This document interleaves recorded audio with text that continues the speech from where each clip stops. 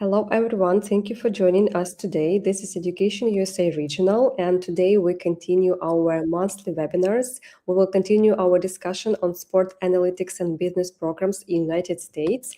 And today I'm glad to introduce you another wonderful speaker, Marty Bennett from the University of Akron. Today we will talk about the United States and the sport analytic and business for education, how these programs can be introduced to you and how you can reach your degree and get your degree in sports business. If you are interested and you have any questions, please write them in the chat and we'll be glad to answer them at the end of the presentation. Thank you, Marty, for joining us today. Thank you, Oksana. Good to be here. And thanks for having me. I always appreciate an opportunity to talk to my colleagues at Education USA and the wonderful students that they are advising every day. My pleasure to be with you today. Again, my name is Marty Bennett, Director of International Recruitment and Engagement at the University of Akron. And this opening picture you see here is an example of one of our existing relationships with sports franchises in the United States. On the right side of the screen is our mascot, Zippy, who is a female kangaroo. And you can notice that she has a pouch and she has a zipper on her pouch. So that's our mascot. She's been our mascot for well over almost 60 years now. So, but that's our band behind her. And on the left side of the screen, you really can't see it, but there is another mascot there peering out on the side. He has his arm out, and that's the Cleveland Browns dog. That's their mascot dogs, DAWGS. So we have a partnership with the Cleveland Browns. That's going to be an example of the sport analytics program that we're talking about today. So in terms of where I'll begin today, again, I've had a long relationship with Education USA. I've been working with them for well over 30 years in every role that I've ever had in the U.S. higher education system.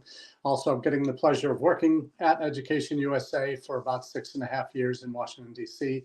And I really enjoyed that time working with our advisors around the world and connecting our higher ed universities and colleges with them as part of their recruitment strategies. So I'm really happy to be speaking with you today.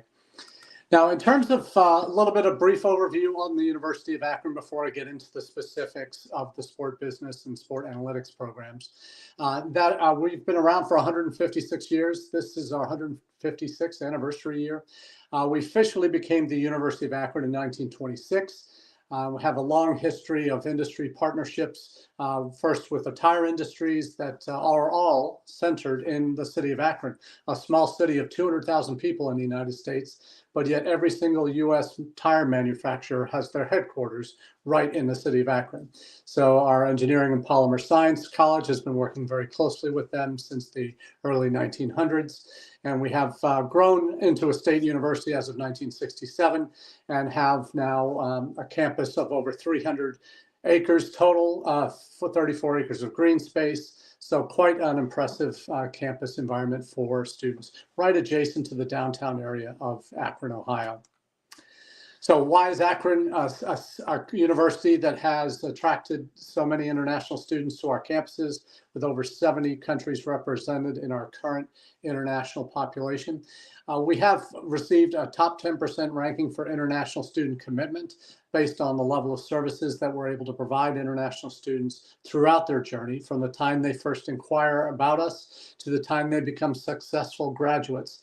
We have services throughout that journey that help students navigate some very complex and oftentimes confusing legal immigration requirements and getting your I-20 and your visa and all of those wonderful things, but also maintaining your status while you're in the country, and then preparing to become a graduate and making sure you're equipped with the right skills to get that first internship, to get that first job, and become a success in your own right.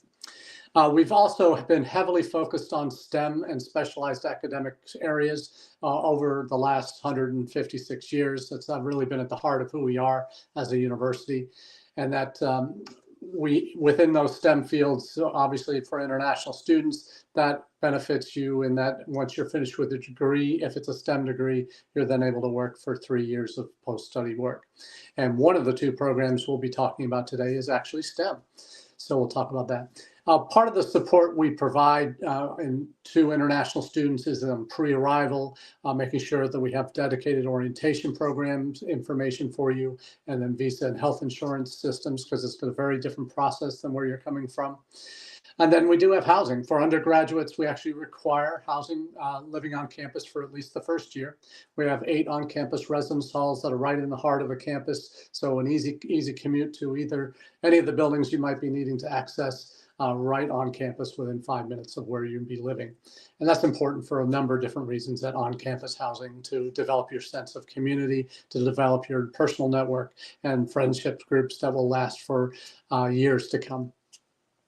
And the final thing is we really are, as a public state university, our focus for both our domestic students and our international students is on providing cost-effective, high ROI programming for our students, academic program options that give you a breadth of preparation for whatever you might be looking to study in the United States. Where we are in the United States, we're in the state of Ohio, in the Midwest of the US. So we do have all 4 seasons where we are. We're enjoying the first fruits of spring on campus, so with flowers starting to bud everywhere. So really looking forward to this last part of the academic year through the remainder of March, April, and into May, when we will finish our spring term. A lot of green space on campus, as I mentioned, that helps students get acclimated to being near a downtown area of a city, but also having their own kind of peace and calm within the campus itself. We're about 45 minutes from the Cleveland International Airport, which is where most of our students will fly in and out of if they are coming from overseas. But we have major metropolitan areas in Cleveland, Columbus, Pittsburgh, within easy drive of our campus. Now let's get into our College of Business and our 2 sport-related bachelor's degree programs. First up is a BBA in Sport Business, and then a BS, Bachelor of Science in Sport Analytics. And we'll go through what each of those have to offer in the next few slides. Now, both of these programs are housed within our Department of Management in the College of Business. They are fully approved by the Ohio Department of Higher Education and our regional accreditor, the Higher Learning Commission. One of the things we'll also talk about in terms of accreditation is the importance of AACSB accreditation. That is the kind of the gold standard in the United States and throughout the world for College of Businesses to have that kind of accreditation. We actually have double accreditation in our College of Business in both the business administration and accountancy. That places us in the top 1% of business colleges in the world with that double accreditation. Now, the 2 programs we're talking about, Sport Business and Sports Analytics, were both introduced almost 4 years ago now. So they have been gathering steam and have now graduated their first cohort of recent University of Akron graduates and are off into the work world as a result of and employed in some fantastic jobs in the industry. Now, the importance about the Bachelor of Business Administration for Sport Business, the points of distinction. We are unique amongst our peers in the state of Ohio, and that's like Kent State, Ohio State, Cleveland State, Miami, those types of other schools, in that our sport business program is within that AACSB accredited business college. And our geography, where we are, I mentioned, close to Cleveland. The city of Akron is right at our doorstep, and Canton, Ohio, which is home to the Pro Football Hall of Fame and Pro Football by American Football. I'm talking there. And then our relationships are both with professional sports teams, like I mentioned, with the Cleveland Browns arrangement that we have. Intercollegiate, we're in the NCAA Division I, in the MAC conference, the Mid-American Conference. And we also, as I mentioned, have that relationship with the Hall of Fame in Canton, Ohio, just down the road for American football. Now, in terms of the core subjects that students will take in our sport business major, for an undergraduate degree in BBA in sport business. You'll see the list of courses that you'll be taking as part of that core degree. Now, one thing is important to know, and I know my colleagues at Education USA especially talk about this when they talk about undergraduate education in the United States. When we talk about what a core curriculum is, there are kind of two core curriculums we're talking about here at the University of Akron. First is your undergraduate core curriculum that every student takes at the university.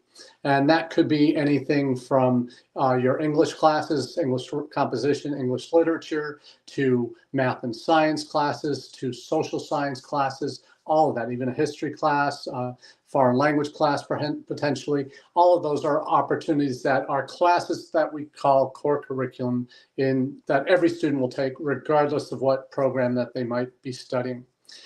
Then you're in the College of Business. You're admitted to the College of Business as a first-year student. So for the sport business requirement, there are core requirements that you need to have. Any business student in the University of Akron will have to take these courses. So that's to give you the breadth of preparation in the field of business. And then before we get to your sport business core classes, which we'll talk about next. So there's kind of three cores.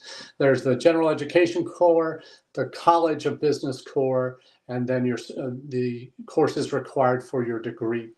So to put it in a little bit more basic formula, you will have in your curriculum 120 credits that you need to get a bachelor's degree in almost every academic discipline across the college. So 120 credits. If the average course that you take at the university is typically 3 credits. So that breaks down to about 40 total classes. Right here, you see 13 different classes listed on the College of Business core requirements. So that's 13 times 3, you get 39. So roughly a third of your total classes that you need for your degree, for your Bachelor of Business Administration in sport business, roughly a third are coming from your College of Business core. The other third, one other third will be your core requirements that you take for the university to get up to qualify for an undergraduate degree from the University of Akron. That includes those liberal arts classes and science classes that I mentioned earlier. And then you have your major classes, which will be roughly a quarter to a third, and then you'll have some elective classes as well. So all of these are meant to, actually I take that back. It's more like a sixth will be your major classes, and we'll get to that on the next slide. So in terms of the actual sport business requirements, there are 18 credits, these 6 classes. So you have 13 core business classes and then 6 sport business specific classes that are the ones that form the bulk of your degree program. So why do we do that? When we talk about U.S. higher education, there's one of the things that undergraduate education is known for is the breadth of preparation that you have.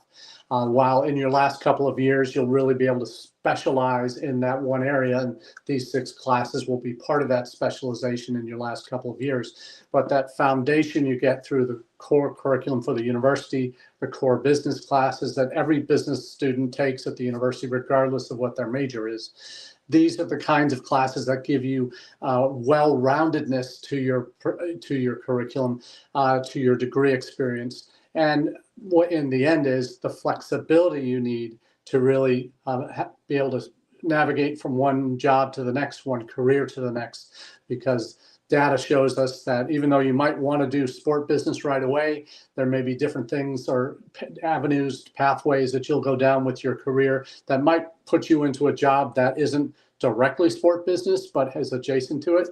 But to have a breadth of preparation outside of that narrow niche of a job that you might look for, it's important that you have a backup, some other skills beyond just that narrow area for sport business or sport analytics. So that's why that College of Business core curriculum is so important, as well as your University of Akron core requirements, because they help develop in you the skills that will give you the flexibility to move from one career to the next.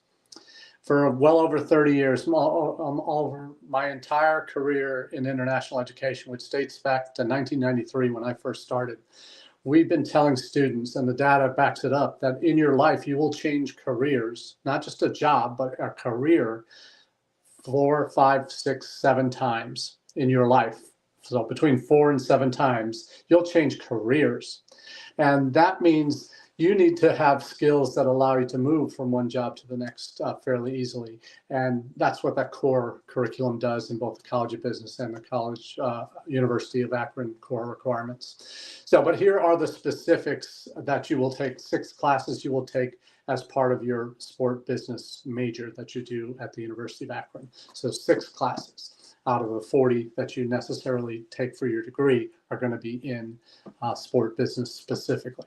So this introduction to sport, the strategic leadership issues, financial issues in sport, current topics in sport business, sales in sport, and consulting projects. So that consulting project is sort of your senior year capstone, if you will, internship project where you're working with sports teams or sporting organizations to help develop them through your consulting and your professors and other resources to work on a particular task for them as part of your graduation requirements. So your final piece in the puzzle there. So that's an important piece for anyone who's interested in sport business. Now, I mentioned you have the core for the university, the core for the College of Business, those 39 credits, 18 credits for your major, and now you have elective classes, another 18 credits. So you kind of see the breakdown here.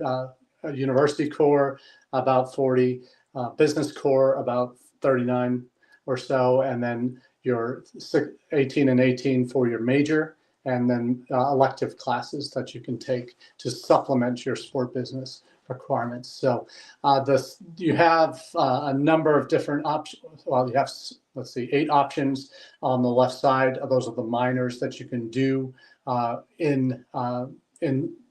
add on to your sport business major. You can do these you can get a major in sport business and a minor in marketing, a minor in entrepreneurship, a minor in financial planning, and other things in there, professional selling. All of those ones on the left are minors that you can do with your additional 18 credits. The 6 other courses that you could do can allow you to focus on one of those other areas there as a minor to add to your sport business major that your degree will be in. In the process of doing these, your courses, you can also get some certificates. These are kind of micro credentials that you can add on to your degree. And employers are always looking for students who kind of are enhancing their resume through not only practical internships and consulting projects that you'll be doing as part of this degree requirement, but also certificates that show a depth of knowledge in another area to help complement what you're doing with any potential job you may be hired for. One thing I should mention was at the University of Akron, we do have a very active esports program, and that is I think we have the #2 esports program in the country.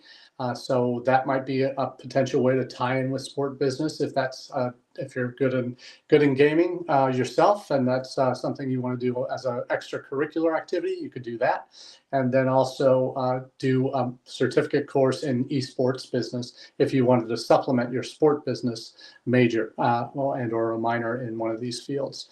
So there's a lot of opportunities to add value to your overall degree experience through obviously adding a minor, adding a potential certificate to your degree experience, as well as internships and as well as potential jobs that you do, research projects that you're involved in. And that's something I think is very important to be aware of, is that we do have, and we'll get to some of these research centers a little bit later, we do have some really important research centers on campus that you can begin doing research as part of your studies. It's like an extracurricular activity that you can be doing alongside a professor who may be managing one of these institutes. We'll talk more about how that can add value to your overall resume before you start applying for jobs. Now, sport analytics. Here's the other of the two programs that we talked about. So sport analytics is, if you are aware of what the general nature of sport analytics is, it's using analytics to improve performance on the field, but also in the business area, in running a club, running a football organization, running a basketball team, whatever it might be. So it's sport analytics has been around for a number of years. If it goes back to the late 90s, early 2000s, there was a concept that was formed in Oakland as someone who became their lead scout, or maybe director. Can't remember Brad Pitt's exact title in the movie, but the movie is called Moneyball, and that's where the concept of sport analytics first got its notoriety. Where the team used in terms of the kinds of players that they would trade for, or put under contract, or draft out of high school, all of the different potential avenues for players to come to their team. They would assess the past performance of those individuals to see and kind of put together the best fit of how different players would work together in terms of lead up, say in baseball, U.S. baseball, who the leadoff hitter would be, who would be your cleanup hitter, which is the one who might hit for power, and have statistics to back up their choices, not just going for the star names all the time, but going for finding the right fits to make the machine of the baseball team function best. So that's for on the field performance. Moneyball was really designed to do that, and that's where the foundations of sport analytic came from. Now, in terms of in the United States, it is a fairly new program, topic area for academics, academic studies at the undergraduate level. We are the only program in the state of Ohio, and the third oldest program nationally within the last, again, 4 years. We talked about our geography and our relationships earlier with one of the earlier slides, but the disciplines of sport analytics, it's what we call in the US an interdisciplinary major. Even though the foundation of most of what you do in this major is obviously business focused and analytics focused, because of where the expertise in analytics type programs exist within the College of Business. There's already a business data analytics bachelor's degree program as well, but they pull in folks from our math and statistics programs, from our computer science programs. There'll be multiple disciplines that you'll be exposed to with a sport analytics program to show you the varying modeling that is used in different disciplines and how those can be adapted to a sports framework. So it's a very rigorous degree, and it is one of the best parts about this one. You need to have strong quantitative skills to do well in that, but also have an interest in sports. But the key selling point for a lot of international students is it is classified as a STEM degree.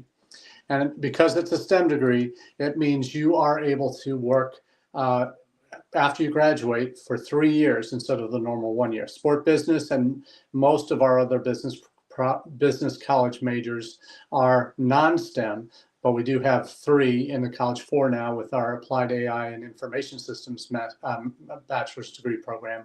We have 4 now: Business Data Analytics, Information Systems, Sport Analytics, and Applied AI and Information Systems, all within the College of Business. All are STEM. So what does that mean for your core curriculum? So you might remember with the BS in or BBA in sport business, you had 39 core business credits as part of your degree requirement. So with the sport analytics program, you actually have 59 credits. So almost half of your degree credits are coming from these courses. So these courses are the ones that will form 18 courses here that will form the basis of your sport analytics degree. So sport business consulting is a similar one. There'll be some overlap with the sports business programs courses you saw, but you can see much more on the statistical side game theory, data science, all of these things that are pulling in from other areas, machine learning. So this is getting into some of the AI tools that will be applied in analytics and simplifying your work. So truly, this program is one that is on the cutting edge. It's involving modern applications from other areas because of the interdisciplinary nature of the program. So again, half of the total classes you'll take for a sport analytics degree will be half the classes you need for a bachelor's of science in sports analytics will be in this core that is both a business core and a sport analytics core. So those two are combined there. Now, there are two tracks for your electives that you can do with your sports to add on to the sport analytics program. There's a marketing track and an economics track. So you're deciding on which one of these you do, and that applies to these different minors. Applied statistics and applied math are the two minors that are good fits for sport analytics program. So that shows you what the different tracks are and what the overall majors would be. So, or the amount of credits you have. So you can choose marketing, which is 10 of your 17 credits for your track and elective options. And then economics, you can do 9. So that leaves you with 8 more to do in math or stats. So, all right. So that is really, I think, what drives a lot of our business education programs these days is equipping students with not only the business knowledge of what a particular field is, but the technical, analytical, and problem-solving skills that you really need to be effective in what is increasingly a data-driven business landscape that you face once you get into the work world. So the STEM offerings are really preparing you for tech-driven business roles with companies, with sporting organizations, all that. The focus on analytics, data modeling, machine learning, and emerging business tech is baked into every class that you take. And I know one of the questions I get all the time from students when I'm out in the wide world now. I've been recruiting for well over 30 years overseas to meet with students, but in the last year to 2 years, almost all the questions I get from students when I meet them at fairs or at events is they want to know about AI. What can I do in AI? And the good news is the way AI is developed, again, generative AI is only really broken onto the scene in the last 2.5 years. So it's still a very new concept. It's constantly evolving and it's constantly improving. And the reality is there are things that you can use in the classroom to help you do your work, to do research, to fine-tune your writing, to set up models that can be driven by AI once they've been set up properly. And it's not going to be first time out the box working perfectly, but it's about understanding how they can be applied. These AI tools can be applied to what you do. And that's, most students don't realize this now, but the reality is AI is already being used in the classroom. Many faculty across our campus are now embedding AI instruction into their curriculum in terms of they'll set AI rules for how it can and can't be used in a given classroom. They're setting part of their class aside to show how you can use AI to improve your output for that class. And there are all sorts of things that are going on in terms of disciplines that, like we're seeing here with sport analytics and sport business, there will be applications of AI tools in what you do in almost every academic major you could do, not just these business ones we're talking about today. So don't feel like you won't get AI exposed to AI at all. That'll be baked into almost every academic discipline you do when you get to university. So, but the STEM focused in business education in the US, because as I mentioned earlier, that entitles you to 3 years of post-study work after you finish your degree. It really makes it possible for you to, when you get that first job, to potentially be there for 3 years and to give you 3 full years of practical experience in your field doing the work of a sport analytics, whatever that position you might be going into would be. So that's a real benefit, I think, and an attractive element for a lot of students when they're looking at business programs these days. So I mentioned our sport analytics. These are the original three, and then we just we also have the information systems. We've got applied AI and information systems as a standalone, and there's another one for information systems. So there are several options in our College of Business. We'll just briefly mention our graduate programs that we have that are STEM designated in our College of Business. That we don't have the sport options yet for the College of Business. We have to build them up first for 5 or 6 years before that we can transition them over to our master's degree programs. But we do have STEM programs throughout our College of Business at the master's level as well. So including business analytics, supply chain, taxation, economics, and accountancy, all being STEM. So wrap up with some entry requirements and fees and all of the fun stuff that you'll need to know if you're interested in applying to the University of Akron, and then I'll open it up for questions after we get through that. So in terms of admission requirements as an undergraduate coming out of secondary school, it's very straightforward. There's a 2.4 minimum GPA, and that's the US 4-point scale, having a minimum 2.4. So that's about a BC average that would be required. If you're applying to us directly with the help of Education USA, you submit your high school transcripts. If you've already graduated, a completion certificate. We do an evaluation of your credentials in-house if you're coming direct from high school. So that will do a credential evaluation report. And the last thing we need for admissions is your English language proficiency test, whether that's TOEFL, IELTS. If you've taken an SAT or ACT, that can substitute for the English language requirement with those minimum scores that are listed on the screen. Duolingo, PTE, academic, and language cert are also common tests that we see coming in from international students.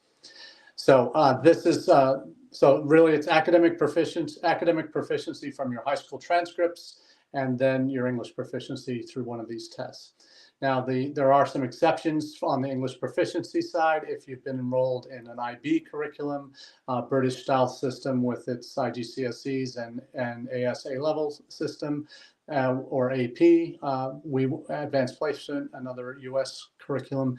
Those, if you're enrolled in that throughout your high school, will waive the English proficiency test requirement, as long as we know that English was the medium of instruction in that program that you were enrolled in. So very simple, minimum 2.4 GPA, and then proof of English proficiency as identified below on the chart. So we do have merit scholarships for students at the undergraduate level. Pretty much anyone who gets admitted will get a scholarship of some sort. The GPA minimums you see listed here, $1,000 for basically anyone who gets admitted. Then a 2.5 to a 3.29 will get $3,000 a year. And then above 3.30 and above, we'll get $5,000 per year. And again, those are automatic, nothing extra you need to do to apply. You'll get those, find out about them when you receive your offer of admission. And those, that you get that at the same time. Now, if you do qualify, these are renewable for every year for the 4 years. If you do qualify for that top level scholarship at $5,000 a year, you would then be invited to apply right after you are admitted to our Honors College. Honors College is important for 3 different reasons. If you're admitted to the Honors College, you have a separate residence hall that's just Honors College students. You have smaller class sizes for all of your university-wide general education classes. And then you also have a shot at an additional $2,500 of scholarship, which can then be added to the $5,000 a year award you might also get. So chance to reduce your costs that way. For graduate education or postgraduate education, for those that have finished a bachelor's degree, you want to come for a master's degree in the United States at the University of Akron, same 2 criteria: academic proficiency, a minimum 2.5 GPA again. For credential evaluation, this is a little bit different. You would be required to get a credential evaluation from a NACES recognized credential evaluation service like WES, ECE, SpanTran, those types of organizations. Again, minimum GPA 2.5. And then the English proficiency will be higher than those for undergraduates. We do not require GRE or GMAT even for our College of Business. It's not required. We don't require work experience for our College of Business master's programs, but we would require you to submit a resume, statement of purpose, and letters of recommendation along with your application for any of our graduate business programs. I will say statement of purpose for those of you who are applying for master's degree programs. This is really the most important part of your application if you're applying for master's or doctoral programs, because it's the only part of your application where you have a chance to really show who you are, what's important to you, why you want to do what you want to do. Because the transcripts are already done, you can't change your grades. The recommendations that your faculty will send you, can't really change those. Your resume, it is what it is. Test scores, they are what they are. But the SOP, your statement of purpose, is your one opportunity to really impress your knowledge of not only the field that you want to study, but why you want to do it in the department at that university that you're applying to, and hopefully writing that institution's name in your SOP. And a lot of students kind of gloss over this one and say it's just an essay saying why I want to study what I want to study. It is, but it's so much more than that. Because what students often fail to recognize, and I know my colleagues at Education USA emphasize this, is that the folks who make the decision on whether to admit you and also whether to give you any funding are the faculty in the department that you're applying to. And they're the ones reading your SOP. So if you can connect by doing research on that on the faculty in your department, that you have a reason for wanting to do sport or whatever master's degree program you might want to do. You have a reason for wanting to do that particular subject. There's a problem in the world you want to solve, and you can't do it till you have the knowledge of that particular part of whatever the graduate program is. So if you can find the faculty member in that department that already is the expert in what you want to become the expert in, then that is your target. You need to learn everything you can about that faculty member, things that they've written, books they've had published, articles or research that they've done, and do yourself a favor. Quote that faculty member on something that they've read or something they've written or said or had published that matches why you want to study that field. And when you can quote a faculty member to them in your SOP, you will stand out above the rest. Your application, your SOP certainly rises to the top when you can do that. So that's my one hot tip, pro tip for the day on admissions for postgrad studies. Now, for undergraduate admissions, in terms of pricing, the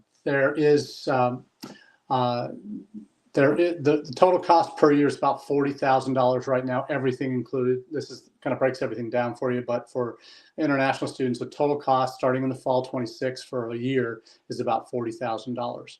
So multiplied by 4 for the 4-year costs. And for graduate education, it's typically about $36,000 for the next academic year, everything included. A little bit less expensive for tuition because you're taking fewer credits, more expensive because costs are higher living off campus. So that's if you do the traditional fall and spring program for graduate programs. Now, if you do come to the University of Akron for our College of Business for master's programs, all 5 of our master's degree programs can be done in 1 calendar year, where you would do a fall semester 12 credits, spring semester 12 credits, summer semester 6 credits. Then you'll have a full year of coursework, 30 credits from an AACSB accredited master's degree program in business in the various fields that I mentioned. You can do that, everything included, 1 year, $50,000. And then the starting salaries for most of those jobs are between low of $65,000 up to a high of $105,000 per year. So you'll make back your money, 1 year investment of time and effort and research and all study for getting your degree. In your first year of work, you'll be making back that money and then some. For some of the programs, doubling your investment, in fact. So the prices are very, very good, all things considered. Now, in terms of employability, that is kind of the bottom line for students. It's a big investment, right? You're coming from all the way around the world to come to the US for a degree. You want to make sure that not only is the academic program you're going to be studying highly regarded, but more importantly, are you going to be able to get a job when you graduate? And this is something that's very important to us at the University of Akron. We have two kind of numbers that I always share with students and parents when I meet with them. And that is, first number, 89%. 89% of all of our undergraduate students will have some sort of experiential learning in their field of study before they graduate. That could be in our education field, it could be student teaching. In our nursing or the healthcare fields, it would be clinical work they will have starting in their second year. For our engineering and computer science and polymer science students, it's mandatory co-ops in their last 2 years of study. And then in our College of Business, we're talking about internships before you graduate, either in your junior and senior year doing internships where you're working part-time up to 20 hours a week off campus, working for a business, doing the kind of work you might be doing, the research opportunities I mentioned earlier that you could have. All of that is factored in, and we want students to have those opportunities. So 89%, all students at the undergrad level have those. And that leads to the second stat. 94% of all of our students are employed within 6 months of graduation in their field of study, have gone on for the next level of study, master's or doctorate, or have gone home and are working back home. So to that end, we make sure you have ideal career development and support, particularly in your last 2 years of your undergraduate degree, to learn how to write a resume for a US employer, to learn how to interview, to learn how to get your LinkedIn profile up to speed and career ready, to learn how to take advantage of on-campus internship or job fair, where you'll need to talk to potential employers, and how do you interview with them? What are the kinds of questions preparing you for that? So the Career Services Center really helps you do that. There's also some digital cert tools like Handshake that can help you tie in for internships, co-ops, part-time and full-time jobs as well. There's also some centers on campus that help with that experiential learning piece, on hands-on projects, internships, community partnerships, like the Cleveland Browns one I mentioned is an opportunity for that. You could get a job on campus working for one of our sports teams in the sports marketing, sports business area. So that could be experiential learning that you're getting before you graduate, just on campus, let alone having an opportunity to work off campus. So plenty of opportunities for that. I mentioned the centers and institutes earlier. Here's how those are the ones here just within our College of Business that our business college students will be able to access as undergraduates from their first semester. You can be doing research in these areas if that's part of what you want to do. And obviously, if you're going into the analytics side, that's probably something you want to take advantage of, is the kind of research opportunities you can have before you graduate. Those internships and co-ops, they're internship pathways with local companies. Some of these are, Deloitte is an accounting and consulting firm. Sherwin-Williams is a paint manufacturer. Timken and Goodyear is a tire manufacturer. All of these are local businesses. There are over 500 businesses just in the city of Akron area alone that you have opportunities for internships and co-ops with. And oftentimes, if you're getting an internship, you can get your foot in the door with that company, and that can lead to the first job out of college. So if you're involved in this Cleveland Browns project, or if you're involved in one of the other sports franchises that we have agreements with in the Cleveland area, or local Akron teams, we have a minor league baseball team, the Rubber Ducks, that you might want to get an internship in there. So all of these things are real world experiences that, frankly, employers are looking for now. When they make decisions on who to hire for first jobs. So if you've had those opportunities to already do the job that you might be applying for when you graduate, that's only giving you a leg up. And oftentimes you can get that job at the company that you've done your internship for. So bottom line for you, the College of Business at the University of Akron, that dual accreditation is really an important piece of the puzzle there. Well-regarded programs, well-ranked programs for academic quality. We have over 33,000 business alumni that are a built-in network for you to plug into in your final year when you're looking for that first-time job, in addition to the internships that you're already doing. And our full-time faculty are really have real-world experience as well as their academic ones to help give you the right blend of both academic and real-world knowledge to help prepare you for that first job after college. So I think we're done with the presentation. I want to turn it over to any questions that you might have. So if you have any, please put them in the chat, and we'll certainly be happy to answer them now. Oksana, anything you want to add? Thank you so much, Marty, for this wonderful presentation. I think you have covered all the parts during the presentation. However, I would like maybe just to ask you one quick question. Sure. Thank you so much, first of all, for this tip regarding SOP. That was really helpful for our students. I hope so. And maybe just like last question to sum up our presentation, what are common mistakes students make while they apply to these programs, or just like in general to the university? Well, it's hard to make a mistake at the undergraduate level because it's a fairly straightforward thing. It's just academic transcripts from high school and English test scores. That's really the only thing they need to submit. So it's hard to mess that up. The one piece of advice that goes into that application process, the good news is you're not applying specifically to sport business or sport analytics. You don't have to do that until the end of your second year is in declaring a major. So there's time in your academic year. Because of the first 2 years, you'll take those general university core classes, then the College of Business core classes, then you're getting into the specifics of your academic major. Don't worry about that. But the good news is you can start in the College of Business here and have those classes in your first semester. So there's no real mistake other than maybe waiting too long, not giving yourself enough lead time in advance of the visa process after you're admitted, proving your funding to the university to then get your I-20, which you'll then use to go for your visa session. But of course, then at that stage, that's a whole different set of questions that you certainly want to be in touch with your local Education USA Center and attend some of their visa prep sessions, visa interview prep sessions that they often work with the consular officers from the local U.S. consulate or embassy. Those are absolutely vital in that process of right at that end as they're going for the visa interview, not messing that up. That's probably where they get most nervous. And certainly the advice I've always heard, and I'll share that here too, for undergraduates, is it's not, the visa interview is not a test.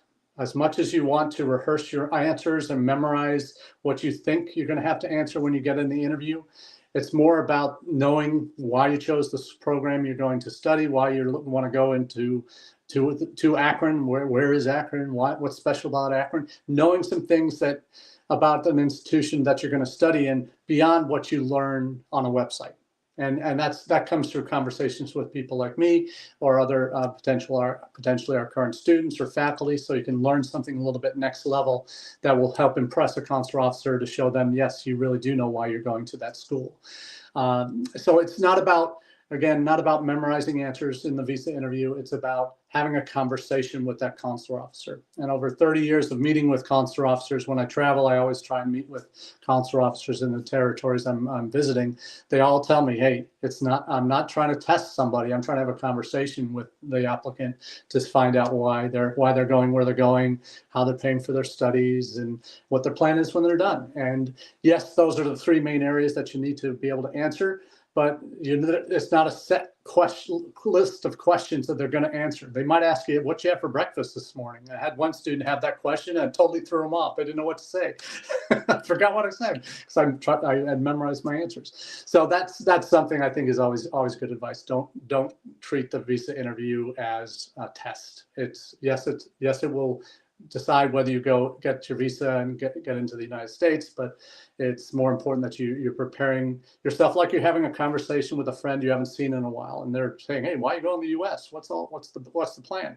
So to be able to explain it to a friend and go into the detail that you'll need to provide and to convince the consular officer that you're legitimate and you have only good things planned for your time in the U.S. That's the bottom line, what they're looking for right now.